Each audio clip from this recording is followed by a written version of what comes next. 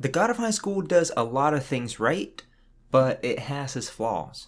The structure of the first episode is broken into half. The first half is character introduction, and the second half is the tournament itself. The God of High School tournament is the driving force of the story, which means that the progress of the tournament dictates the pace of the plot. And it's a shame because despite great character introductions, the God of High School fails to do a good job of establishing an audience connection. Audience connection basically means how much the people watching care about the story. A good audience connection means that people are engaged and invested and feel like they're part of the story. The second half of episode 1, the God of High School tournament, is being portrayed through the perspective of the audience. I'm not talking about us, the audience watching from home. I'm talking about the characters in the show who are watching the tournament. The ones in the stadium or streaming, and we see a bunch of them too. We are experiencing the tournament from the perspective of the non-essential audience characters, pretty much twice as long as the perspective of the main characters. When it comes to the topic of the God of High School tournament, we spend 4 minutes with the audience character and just a little bit more than 1 minute with the protagonist, which is not nearly enough at all. Again, just to be clear, the amount of time I'm talking about is how much time each character spent on screen, either talking about the tournament or reacting to the tournament or showing genuine interest in it. The protagonist, Jin Mori, spends exactly 2 scenes and approximately 1 minute doing that. That's it. And these are the scenes I'm talking about. It's technically 3 scenes, but the first one doesn't really count. It's when Jin is on his way to the stadium and he's just saying to himself that he hopes there's food at the stadium. That doesn't really count. That's more of him talking about food than about a tournament.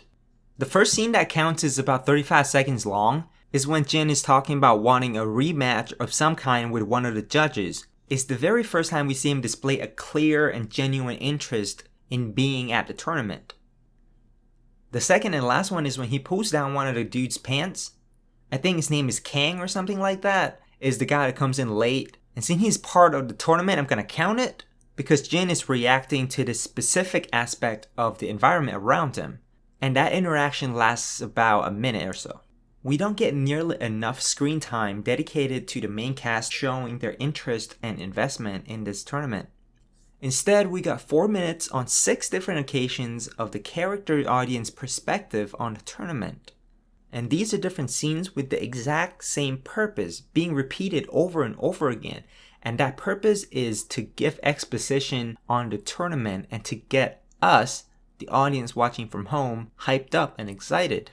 It does this by showing us completely random bystanding characters watching, talking about a tournament with their friends, and explaining what's going on during the fights to the person next to them. There's nothing wrong with giving a little bit of exposition so as the audience from home know what the heck is going on. Most, if not all, of the story should be told through one perspective only, and that's the main characters. It's a common sense for storytelling. It helps the audience to better immerse themselves into the story by relating and finding a connection to the protagonist or the main characters. And it is very important to maintain that perspective throughout. This way, the audience in a way feel like they're the main character and part of the story. It gives a better sense of engagement with the story, like they're in the thick of it with the characters as the story moves along. This is the reason why writers work so hard to craft characters that are relatable to the target audience. Hollywood movies do it, and especially successful mainstream animes do it. This is why the main characters from popular shonen animes are preteen or teenage boys. That's who they're trying to appeal to. They want the audience to be able to put themselves in the character's shoes, be part of the experience. Again, the God of High School tournament is being told through the perspective of the audience characters. We don't get that engagement from the protagonist we should be getting. Instead, we feel like we're part of the audience. We're not down there in the ring fighting. We're observing along with these random bystanders, which we shouldn't be. From what I understand, there's no audience in the stadium for this part in the comics. I do not understand at all why they decided to do that here. It absolutely baffles me that they chose to tell this part of the story, the part that literally drives the plot, through the audience perspective. I just don't get it at all. It would have been much better if we stuck around the protagonist more, heck, or even at least the other 2 leads. If we could see how they react to the big crowd in the stadium as they walk in, see them trying to comprehend the rules of the tournament, introductions, or their reaction to that one guy coming in late, anything, we would have felt more involved and more engaged in what's going on. Instead, we're just sitting back outside of the circle of action, just watching. We're already doing that. We don't want to relate to the audience. We are the audience. And the audience is boring. We're boring.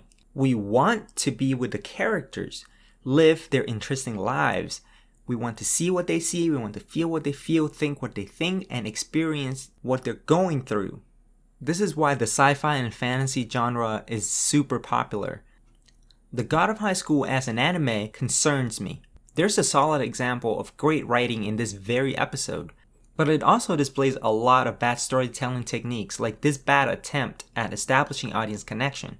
Overall, I think it's a pretty good anime, has great action, and there's a lot of good things going for it. But if the writing staff cannot keep this high level of writing consistent, and I'm afraid that it will be reduced to a mediocre one-dimensional anime, only good for showing off fight scenes and literally nothing more. And unfortunately, I have a strong suspicion that it will. I'm not saying it's unenjoyable. These things are subjective. Whether you like or dislike something is up to you, is your opinion. If you're still hyped up for the tournament, good. I'm glad for you. I really am. I'm not trying to be sarcastic or anything. I do want this anime to succeed as much as anyone, believe me. I want to see more Korean webtoon comics get adapted into anime. There's literally an untapped territory of content just sitting there waiting. My name is Nick, and this is my podcast where I talk about notable storytelling techniques in movies, TV shows, but mostly animes. And I want to ask for your help.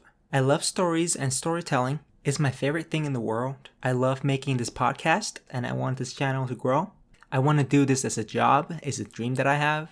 I'm a broke college student and I'm trying to find my own path in this world. If you like my content, if you want to support me, if you believe in my dream, please tell your friends about my podcast. You can post a screenshot or a link or anything on Twitter or Facebook, Instagram, Reddit, any social media platform you might use. It will really help me grow. Thank you so much for watching. I really do appreciate it. I hope you have a great day.